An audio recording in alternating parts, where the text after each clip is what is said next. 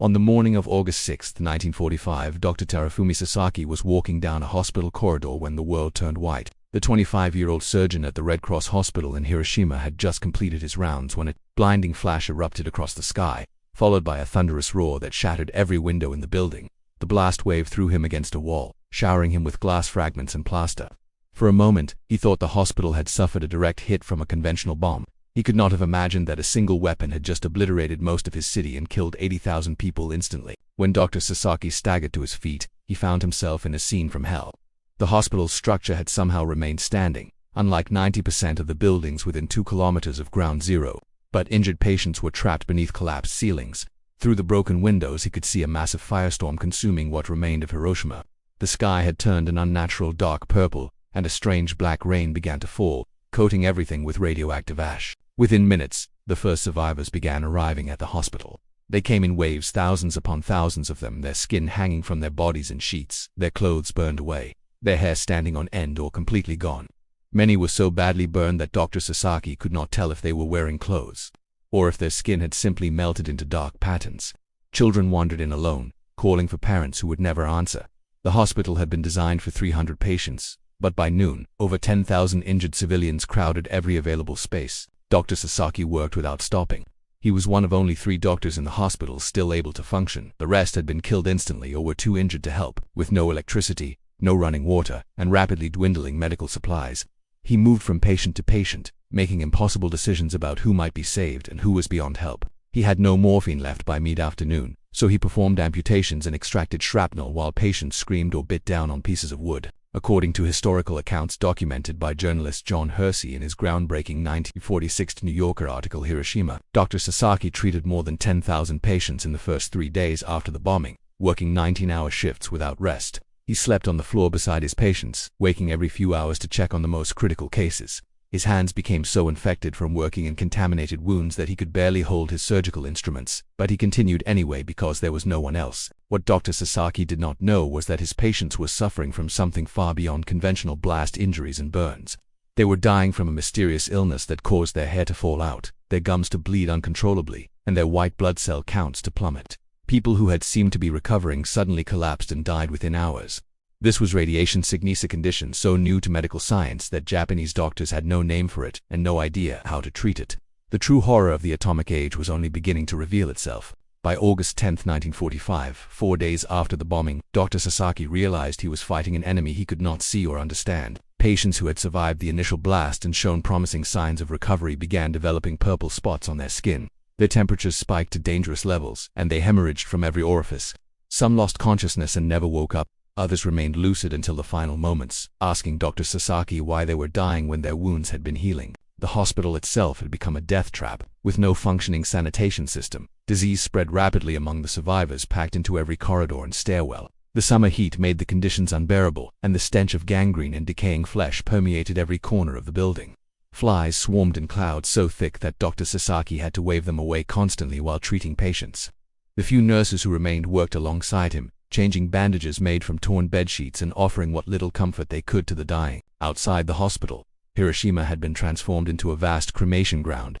The Japanese government, overwhelmed by the scale of the catastrophe, struggled to dispose of tens of thousands of bodies. Funeral pyres burned day and night along the rivers, filling the air with a sweet, sickening smoke. Families searched through the ashes for any trace of their loved ones, often finding nothing but fragments of bone or melted personal belongings. Then came news that sent shockwaves through the medical community. On August 9th, a second atomic bomb had destroyed Nagasaki, killing another 70,000 people instantly. Dr. Sasaki heard the report on a battery-powered radio and felt a crushing despair. If the Americans could drop to such weapons, how many more did they possess? Would Tokyo be next? Would any Japanese city survive? Emperor Hirohito's announcement of Japan's unconditional surrender on August 15th brought the war to an end. But for the survivors of Hiroshima, the suffering continued.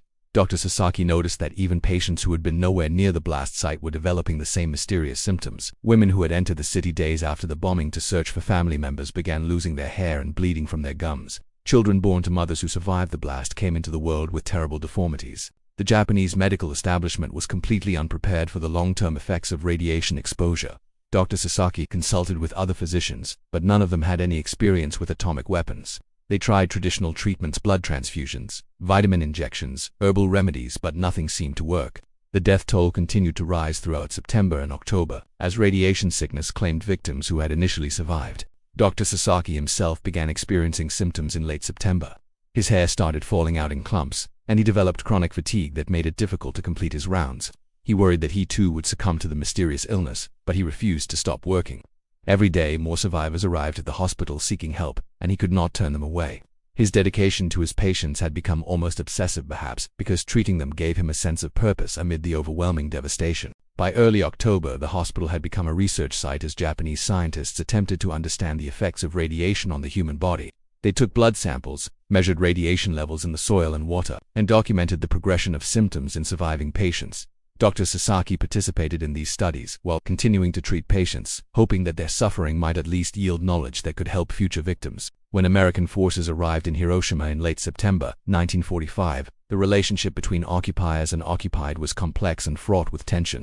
General Douglas MacArthur had established the Supreme Commander for the Allied Powers headquarters in Tokyo, and American troops began fanning out across Japan to oversee the reconstruction and democratization of the defeated nation. For the survivors of Hiroshima, the arrival of American soldiers stirred conflicting emotions. These were the people whose weapon had destroyed their city, yet they also represented order, resources, and perhaps medical expertise that might save lives. Dr. Sasaki watched with trepidation as American military vehicles rolled through the devastated streets.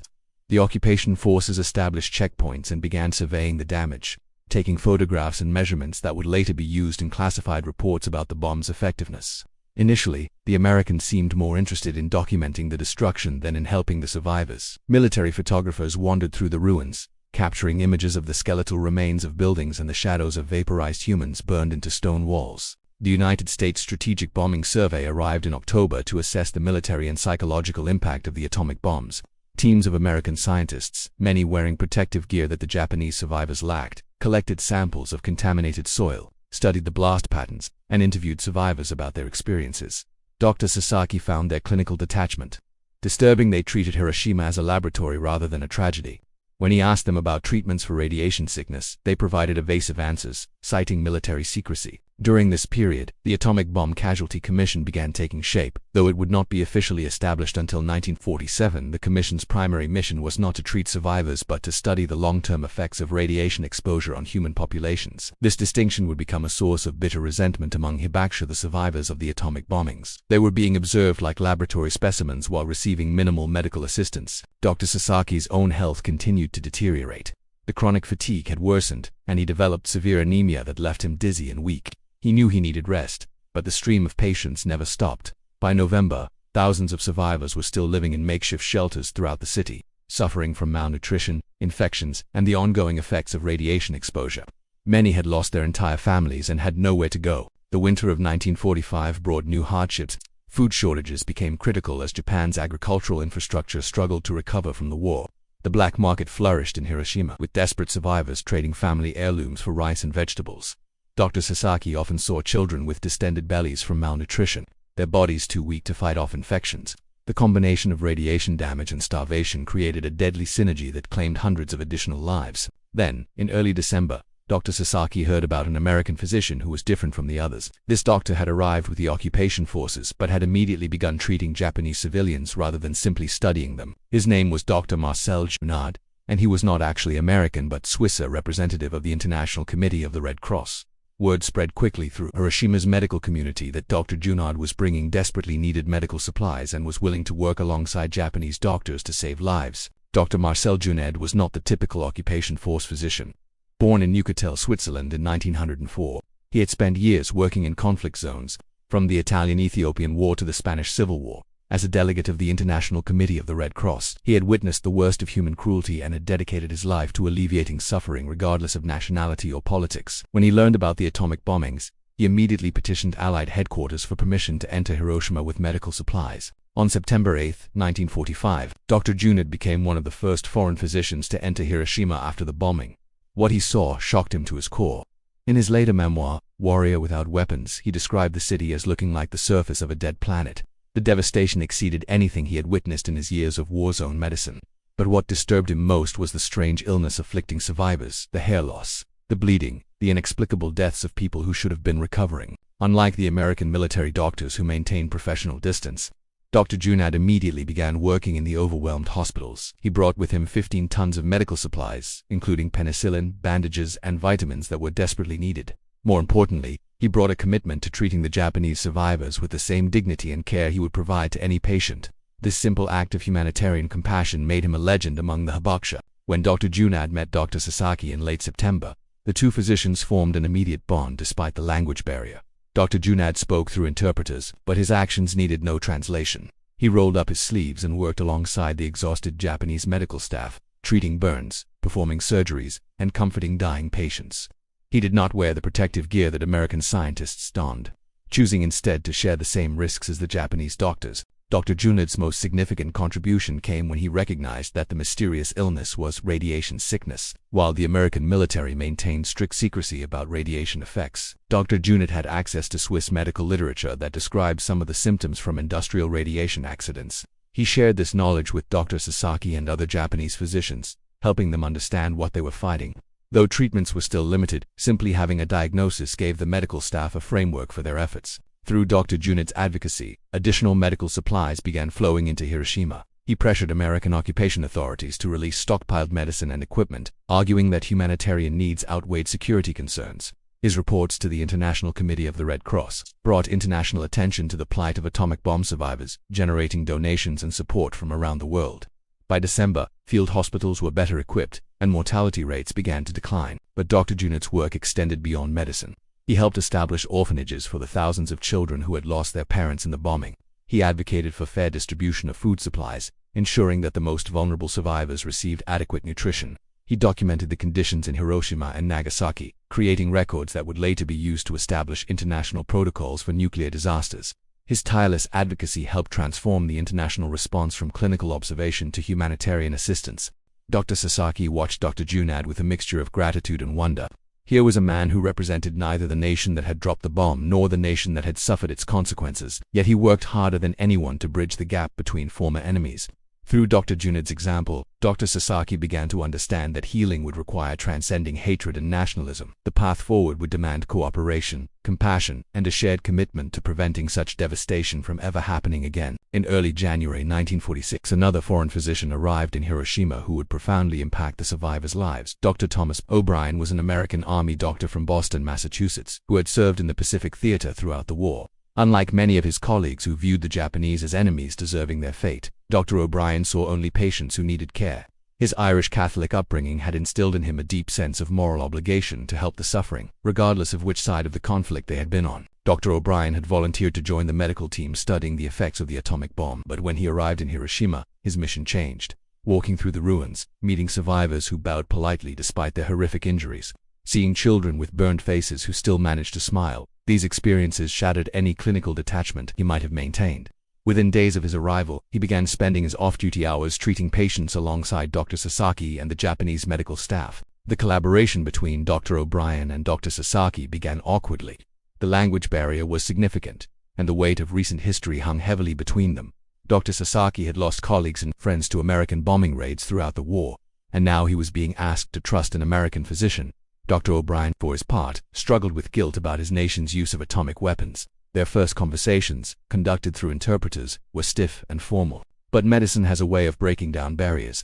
When a young mother arrived at the hospital hemorrhaging from radiation-induced complications, both doctors immediately focused on saving her life. They worked side by side for 6 hours, combining Dr. O'Brien's access to American blood supplies with Dr. Sasaki's intimate knowledge of treating atomic bomb injuries. The woman survived, and in that moment, a genuine partnership was born. Dr. O'Brien's unique position gave him access to resources that Japanese doctors could not obtain. He began requisitioning medical supplies from military stockpiles, sometimes bending or breaking regulations to get antibiotics, surgical equipment, and vitamins to Hiroshima's hospitals. When questioned by superior officers, he would cite military necessity or claim the supplies were needed for research purposes. His commanding officer, sympathetic to the humanitarian mission, often looked the other way. More importantly, Dr. O'Brien brought knowledge about radiation sickness that had been classified by the American military. In quiet conversations with Dr. Sasaki, often late at night in the hospital, he shared what he had learned from classified briefings about radiation exposure and its effects on human tissue. This information proved invaluable in developing treatment protocols. While there was still no cure for radiation sickness, Understanding the progression of the disease allowed Japanese doctors to provide better supportive care and anticipate complications. By March 1946, Dr. O'Brien had become a regular fixture in Hiroshima's medical community. He spent his weekends conducting clinics in refugee camps, treating survivors who could not make it to the hospital. He used his own salary to purchase food for malnourished children and to help families rebuild their homes. The survivors initially viewed him with suspicion. How could an American, one of those responsible for their suffering, genuinely care about their welfare? But his consistent presence and selfless dedication gradually won their trust. Dr. Sasaki found himself reassessing his own prejudices through his friendship with Dr. O'Brien. He had spent years viewing Americans as a monolithic enemy, but here was an individual who defied that simple categorization. They began having deeper conversations about war, morality, and the responsibility of medical professionals in times of conflict. Dr. O'Brien shared his own struggles with the knowledge that his government had unleashed such devastating weapons. Dr. Sasaki spoke about the rage and grief he felt watching his patients die from radiation effects. Through these difficult conversations, both men found a path toward healing that went beyond physical medicine. In April 1946, Dr. Sasaki and Dr. O'Brien faced a new challenge that would test both their medical skills and their commitment to the hibakusha. Young women who had survived the bombing began developing severe keloid scars, thick raised formations of tissue that spread far beyond the original burn sites. These keloids were particularly devastating when they occurred on faces, hands, and other visible areas, leaving survivors with grotesque disfigurements that made reintegration into society nearly impossible. The young women, many of them teenagers at the time of the bombing, found themselves socially isolated. In Japanese society, where marriage and family were central to a woman's identity, these disfigurements essentially ended their prospects for normal lives. They were called keloid girls or atomic bomb maidens, terms that carried both pity and stigma. Many stopped leaving their homes, hiding their faces behind scarves and avoiding mirrors. Depression and suicide became serious concerns among this population. Dr. Sasaki had been treating keloid formations since the immediate aftermath of the bombing, but the available treatments were primitive. Traditional scar revision surgery often made the keloids worse, as the trauma of surgery would trigger even more aggressive scar tissue formation. Compression bandages helped somewhat, but they were painful and had to be worn for months with limited results. The young women endured these treatments stoically, but Dr. Sasaki could see the despair in their eyes. Dr. O'Brien became particularly invested in helping these young women after meeting Michiko Yamaoka, a 19-year-old survivor whose face was covered with severe keloid scars.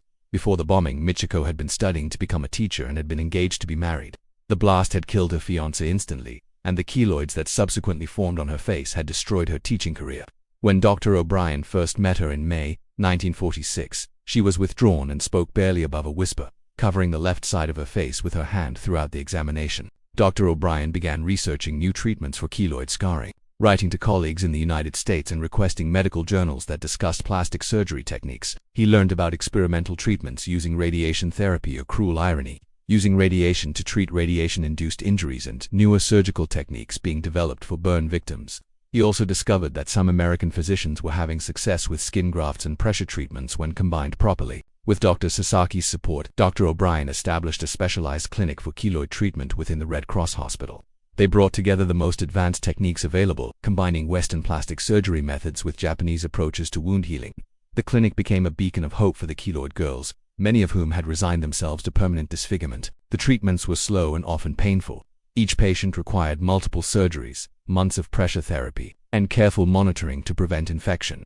Dr. O'Brien and Dr. Sasaki worked closely with each young woman, explaining the procedures, managing expectations, and providing emotional support throughout the lengthy process. They enlisted the help of nurses who had been trained in psychological counseling to address the deep trauma these young women carried. Michiko Yamaoka became one of their first success stories.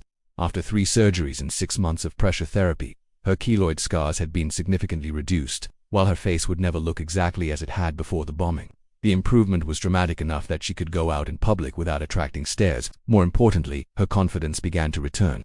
She started speaking in a normal voice again, made eye contact during conversations, and even smiled occasionally, something Dr. Sasaki had not seen her do in months. Word of the keloid clinic spread throughout Hiroshima and beyond.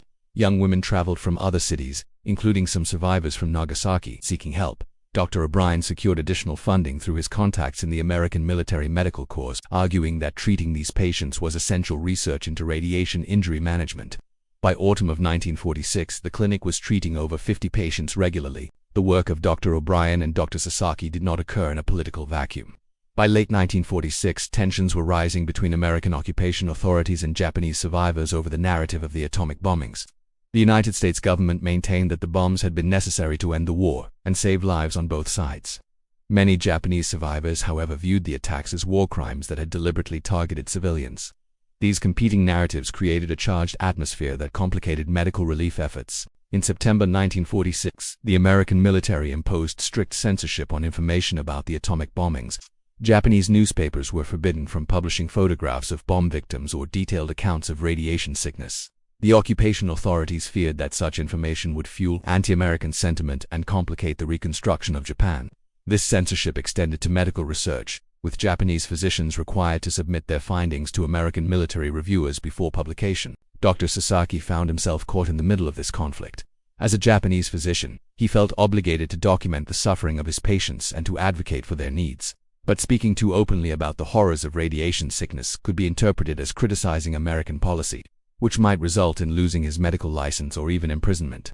The occupation authorities had made it clear that dissent would not be tolerated. Dr. O'Brien faced his own set of pressures. Some of his fellow American officers viewed his work with the hibakusha as treason, or at least as unpatriotic. They argued that coddling the Japanese survivors undermined the message that aggression brings consequences.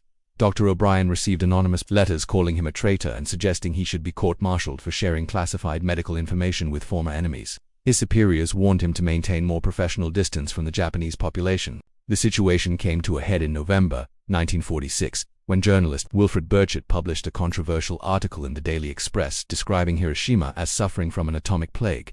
American authorities immediately attempted to discredit the report, claiming that radiation effects had been exaggerated and that most survivors were recovering normally. They pressured Japanese physicians to issue statements supporting this position. Dr. Sasaki faced an agonizing dilemma. He knew from direct experience that radiation sickness was very real and that survivors continued to die from its effects more than a year after the bombing. But publicly contradicting American authorities could endanger not only his career but also the medical programs that were helping his patients. Dr. O'Brien counseled him to be strategic, to find ways to document the truth without directly challenging occupation policy. Together, the two doctors developed a careful approach. They focused their public statements on the medical challenges of treating radiation injuries without explicitly criticizing American policy. They emphasized the heroic recovery of survivors rather than the suffering caused by the bomb. Behind the scenes, however, they meticulously documented every case of radiation sickness, creating detailed medical records that would eventually prove invaluable to understanding the long-term effects of atomic weapons. This balancing act took its toll on both men. Dr. Sasaki struggled with what he saw as a betrayal of his patients, whose suffering was being minimized for political convenience. Dr. O'Brien wrestled with divided loyalties, torn between his duty as an American military officer and his commitment to medical ethics.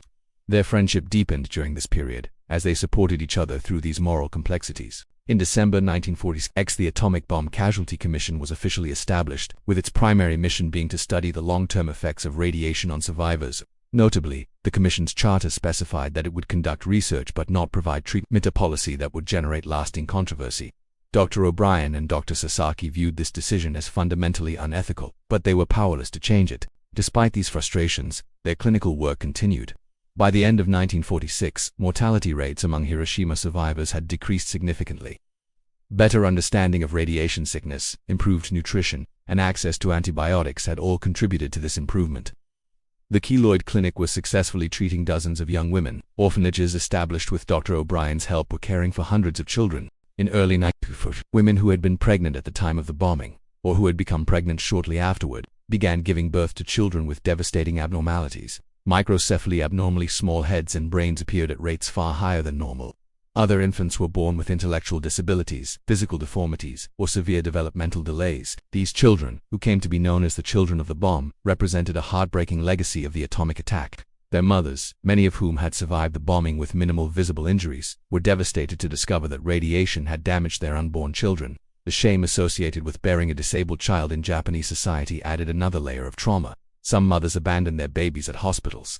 Others struggled to care for them despite limited resources and social stigma. Dr. Sasaki found himself treating not just physical ailments but profound psychological wounds. Mothers blamed themselves for their children's conditions, wondering if they should have done something differently after the bombing. Some asked him why they had survived if only to bring damaged children into the world. These conversations were among the most difficult of Dr. Sasaki's career, as he tried to provide comfort while acknowledging the scientific reality that radiation had indeed caused these birth defects. Dr. O'Brien threw himself into researching prenatal radiation exposure. He corresponded with geneticists and radiation specialists in the United States, many of whom were just beginning to understand how radiation damaged developing fetuses. The research was grimly fascinating. Radiation caused chromosomal damage that disrupted normal fetal development, particularly affecting rapidly dividing cells in the brain and nervous system. Fetuses exposed during critical developmental windows suffered the most severe effects. Together, the two doctors established a specialized pediatric clinic within the Red Cross Hospital to care for the children of the bomb. The facility provided medical treatment, physical therapy, and developmental support. Dr. O'Brien secured funding from humanitarian organizations in the United States, arguing that these children represented the most innocent victims of the atomic age and deserved comprehensive care. Japanese nurses and therapists volunteered their time, creating a nurturing environment despite limited resources. One of their patients was Kenji Yamamoto, born in February 1947 with severe microcephaly. His mother, Akiko, had been 2 months pregnant when the bomb fell. She had been far enough from ground zero to escape severe burns, but she had walked through the most contaminated areas of the city searching for her husband in the days after the bombing. Kenji's small head and developmental delays were almost certainly caused by radiation exposure during that critical period of brain development. Dr. Sasaki and Dr. O'Brien worked with Akiko to develop a care plan for Kenji. While his cognitive disabilities would be permanent, they believed that with proper support, he could still have a meaningful life. They taught Akiko techniques for stimulating his development, connected her with other mothers facing similar challenges, and provided regular medical monitoring.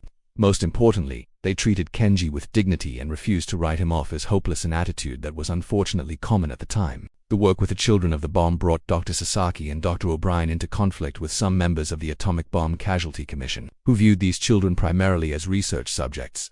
The commission wanted to study the children intensively to understand radiation's genetic effects, but many of their proposed protocols involved invasive procedures with no therapeutic benefit.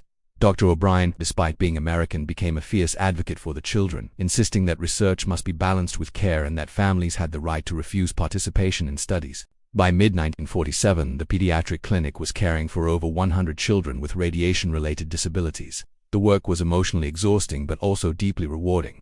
Dr. Sasaki found that helping these children gave him a sense of purpose that transcended the grief and anger he still carried about the bombing. Each small victory, a child learning to walk despite physical disabilities, a mother finding joy in her child's smile, felt like an act of defiance against the destruction that had been inflicted on Hiroshima. As 1948 began, Dr. Sasaki and Dr. O'Brien had been working together for more than 2 years.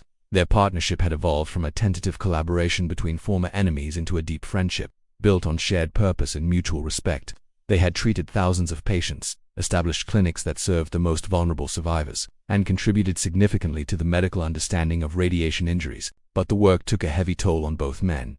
Dr. Sasaki, now 30 years old, looked a decade older. The relentless pace of treating atomic bomb victims, combined with his own lingering health issues from radiation exposure, had aged him prematurely. His hair, which had partially grown back after falling out in late 1945, was now streaked with gray. He suffered from chronic anemia and fatigue, conditions that would plague him for the rest of his life. Dr. O'Brien faced his own challenges. His outspoken advocacy for hibakusha had made him increasingly unpopular with American military authorities. In March 1948, he received orders to return to the United States and accept a posting at a military hospital in California. He protested, arguing that his work in Hiroshima was not complete, but the orders were firm. His commanding officer made it clear that Dr. O'Brien's continued presence in Japan was becoming a political liability. The news devastated both doctors and their patients. Dr. O'Brien had become more than just a physician to the survivors. He represented a bridge between the nation that had dropped the bomb and the people who had suffered its consequences. His willingness to work alongside them, to share their risks, and to fight for their needs had been a powerful symbol of reconciliation. His departure felt like another abandonment. In the weeks before Dr. O'Brien's scheduled departure, he worked frantically to secure the future of the programs he had helped establish. He trained Japanese physicians in the plastic surgery techniques used for keloid treatment. He created detailed protocols for the pediatric clinic. He lobbied American and international humanitarian organizations to continue funding the medical programs in Hiroshima. He wanted to ensure that his departure would not mean the end of the care that survivors so desperately needed. On a warm evening in April 1948, Dr. Sasaki and Dr. O'Brien walked through the streets of Hiroshima together one final time. 3 years after the bombing, the city was slowly rebuilding. New buildings were rising from the rubble, and street vendors sold food and goods in makeshift markets. Cherry blossoms bloomed along the rivers where funeral pyres had once burned. Life, stubborn and resilient, was reasserting itself. The two men spoke about what they had accomplished and what remained to be done. Dr. Sasaki worried that, without Dr. O'Brien's advocacy, American authorities would reduce support for survivor care. Dr. O'Brien promised to continue fighting from the United States, using his first-hand experience to educate Americans about the human cost of atomic weapons. He planned to write articles, give lectures, and pressure government officials to provide better care for Hiroshima. They also spoke about the broader implications of their work. The atomic age had begun, and both men knew that Hiroshima and Nagasaki might not be the last cities to suffer nuclear devastation.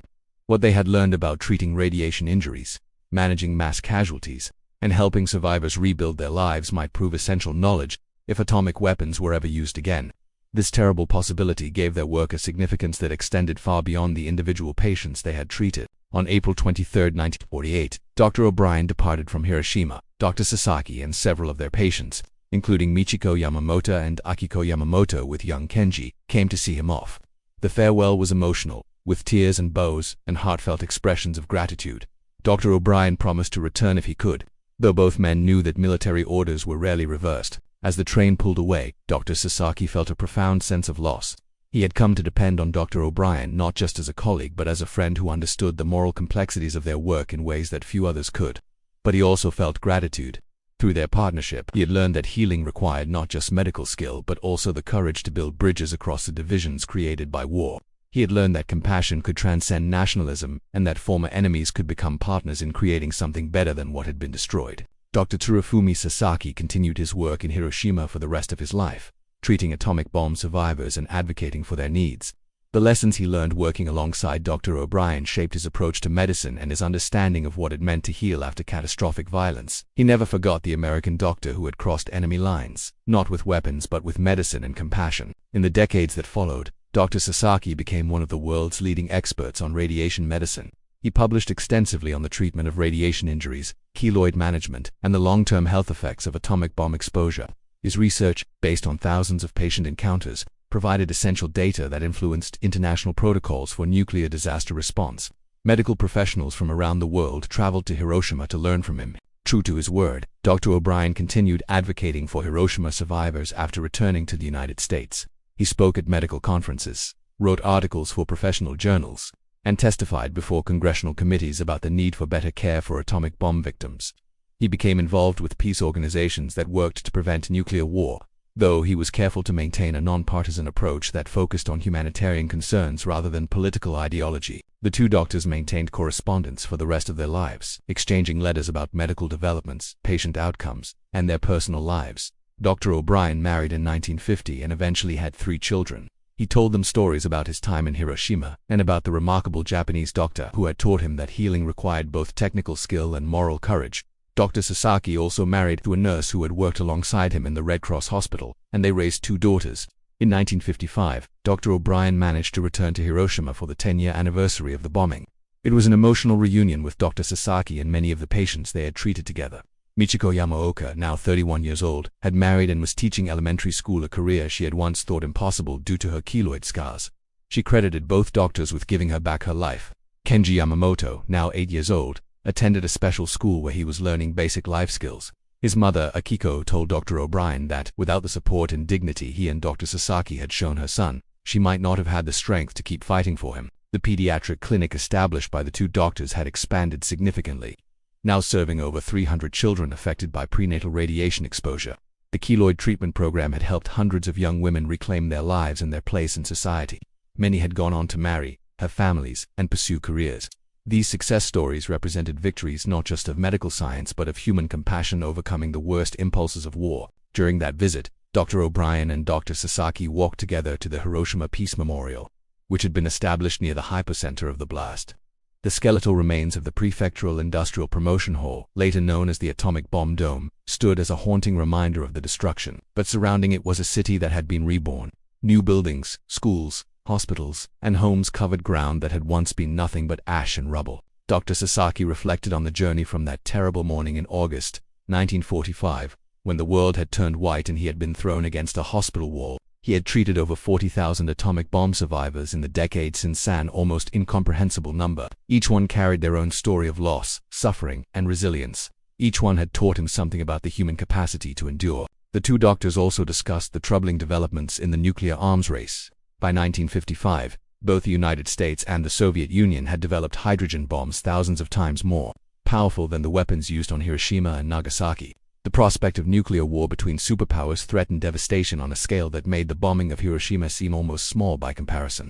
Both doctors felt a moral obligation to use their experience to warn the world about the medical consequences of nuclear warfare. In 1956, Dr. Sasaki and Dr. O'Brien co-authored an article in the Journal of the American Medical Association titled Medical Consequences of Atomic Warfare, Lessons from Hiroshima. The article, drawing on 11 years of treating atomic bomb survivors, provided detailed documentation of acute radiation syndrome, long-term cancer risks, genetic effects, and the psychological trauma experienced by survivors. It was one of the first comprehensive medical assessments of nuclear weapons effects written jointly by physicians from both sides of the conflict. The article generated significant controversy.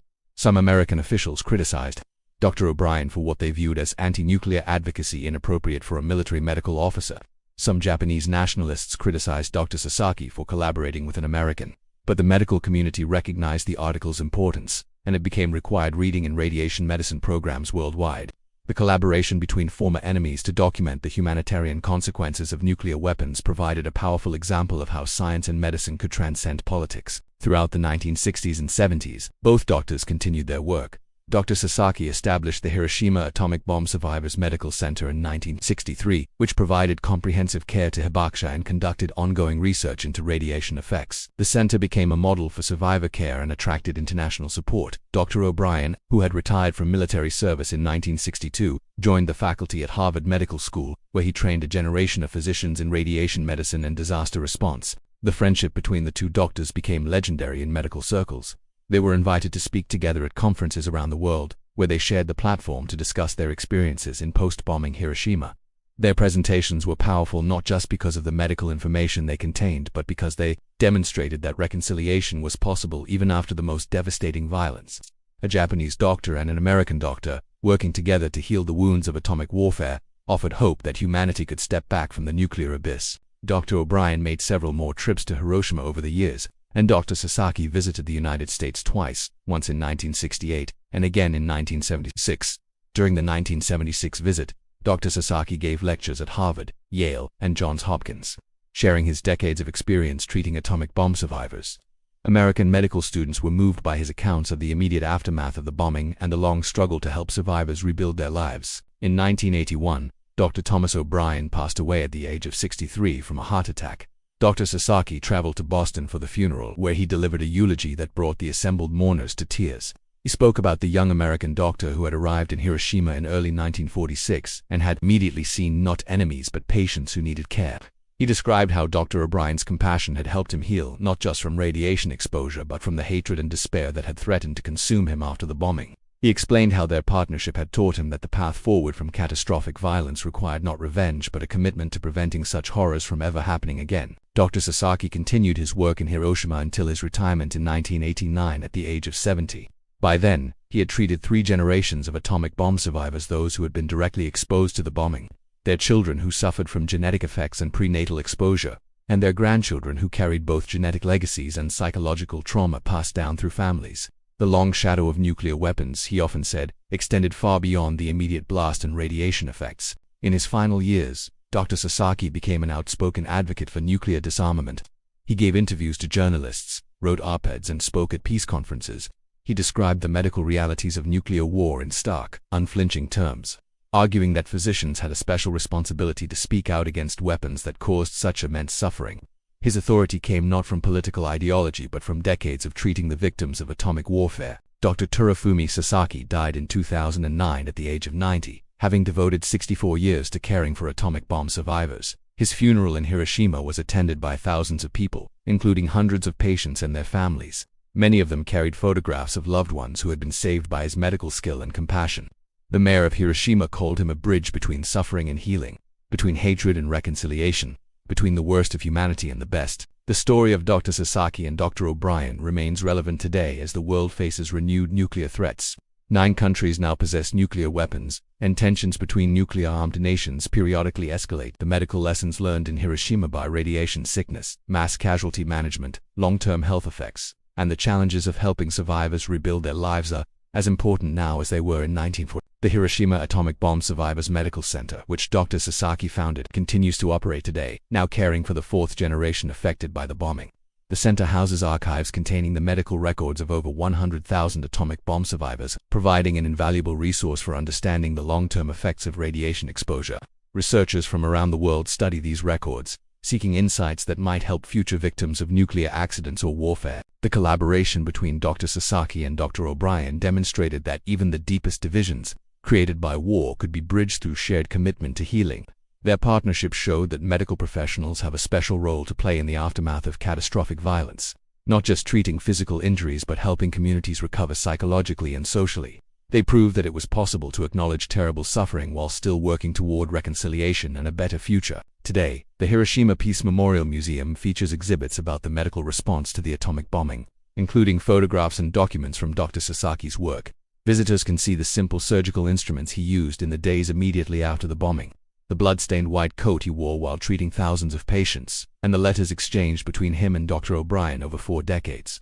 These artifacts tell a story that is both devastating and inspiring, a story of unimaginable destruction followed by determined efforts to heal and rebuild. The legacy of these 2 physicians extends beyond their individual accomplishments. They helped establish the field of radiation medicine, contributed to international protocols for nuclear disaster response, and provided care to tens of thousands of atomic bomb survivors. More fundamentally, they showed that healing after catastrophic violence requires not just medical expertise but moral courage, compassion that transcends nationalism, and a commitment to preventing such devastation from ever happening again. In 2016, President Barack Obama became the first sitting American president to visit Hiroshima. During his speech at the Peace Memorial, he acknowledged the suffering of atomic bomb survivors and called for a world without nuclear weapons. His visit, which included meeting with Hibakusha, was seen as an important step toward reconciliation.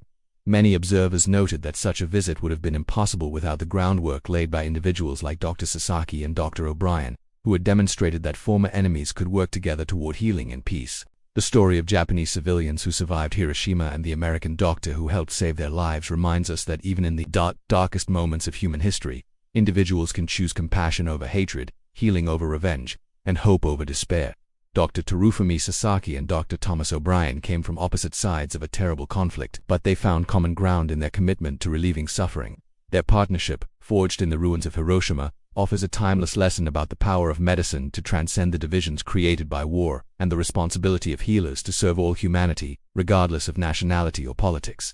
As the world continues to grapple with the threat of nuclear weapons, the medical knowledge gained from treating Hiroshima survivors remains grimly relevant. But equally important is the moral example set by physicians like Sasaki and O'Brien, healers who understood that their obligation extended beyond treating individual patients to preventing the use of weapons that cause such immense and long-lasting suffering. Their story is not just history. It is a continuing challenge to medical professionals and all humanity to work toward a world where such devastation never happens again.